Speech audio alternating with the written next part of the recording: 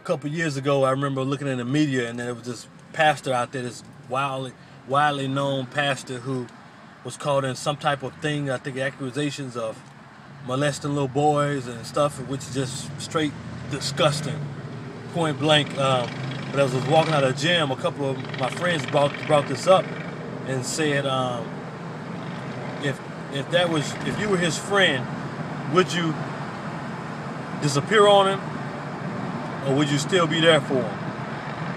And both of them said that they would definitely disappear. The first one knew from the jump. He said, because of my business, I wouldn't deal with him. I couldn't deal with that publicity. Then on the other side, the other dude thought about it and said, no, yeah, I have to cut him off.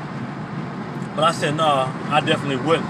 If he was my friend, I basically let him know exactly what the problem was and that was just wrong.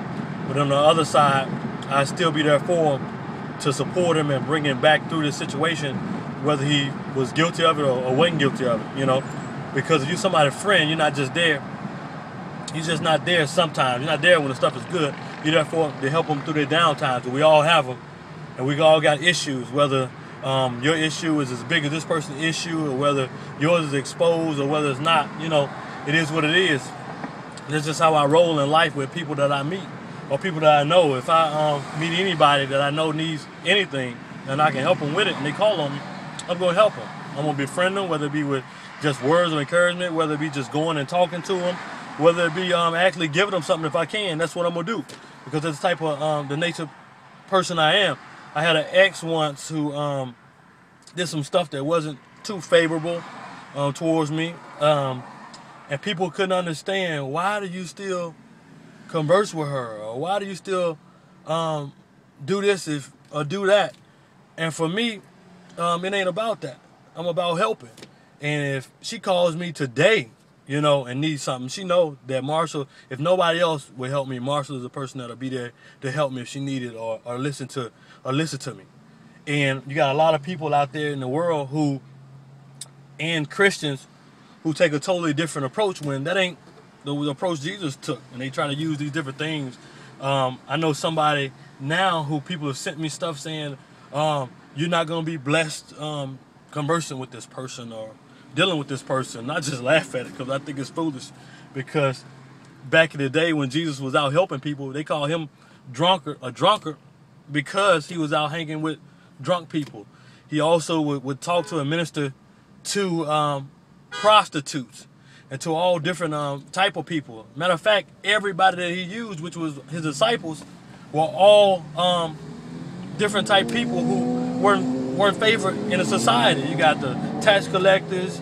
You had Paul, who wrote most of the Bible, the New Testament, who was a first century terrorist. He was going around killing Christians and stuff like that. But the thing about it, what compelled those people was God's love and the way he handled them in the midst of everything else when other people wouldn't handle them. So I say to you, it's basically a command for you, and you're not somebody's friend if you only deal with them when it's favorable. And I'm not here to please people. I'm not worried about not being blessed in the midst of something, because I know where my blessings come from. And I know the person, the God who blesses. So that's neither here nor there. But in the midst of things, I still would say that if you're dealing with somebody and if they fall into hard times and you're not their friend. And I really question your character, especially if you pounce on them when they're down. I question your character, because even my enemy, or a person that's an enemy of mine, was bleeding in the street, and I could take them to the hospital, I would try to do all I can to save their life. I definitely wouldn't want to stump them, because I wouldn't get any victory out of that. I saw this movie, I think it was Gladiator, where the guy stabbed the gladiator and put the shield back on and went out and fought him. I think that's weak, because I wouldn't want to fight my enemy at his weakest point. I want to fight my enemy at his strongest point, to basically see where I am and know where I am and bring forth the things that I've brought forth. And you can also be somebody's friend and not be your friend. For instance, there are a lot of people that I consider to be friends of, because, like I said, for me, I feel like no matter what, if I'm a friend of a person, if they're going through something, I'm going to help them out if they need me.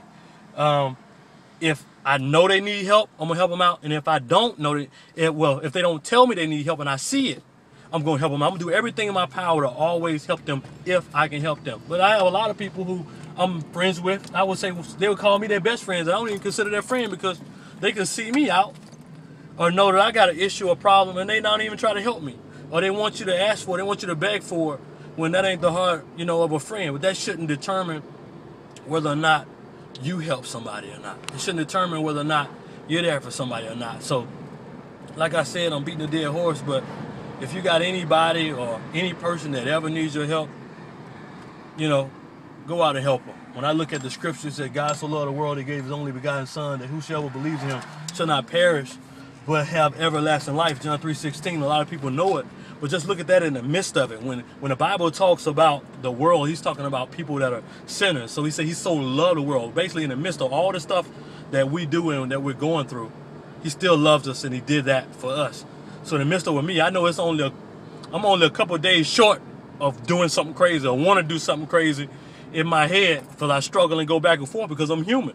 So in the midst of it, you never know when you're going to need somebody or what life event you might run into or what exposure you might have that exposes you to things that other people are not exposed to that you might be susceptible to, that you might need somebody help. But that very thing, all I know is there are a lot of people in the world who help people who have been through the greatest amounts of things, which is the Pauls and the other people of the Bible and people of even today's society, because they use that thing that they were so terrible in to help people and to bring people into the light, and so people don't have to make the same mistakes that they make. So that's what I suggest that you do.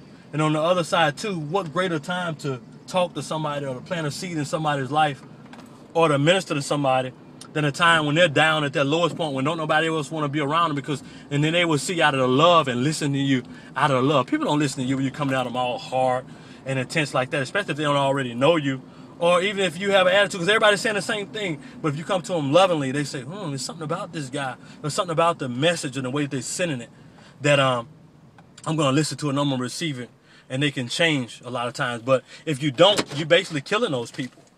You're basically pushing them over the edge, because if you're not there to help them, they're either going to run to some alcohol or they're going to cut off their life their own self. And I'm not a person that ever wants to see somebody's life in danger and watch them die, because then if I do, I'm no better than them.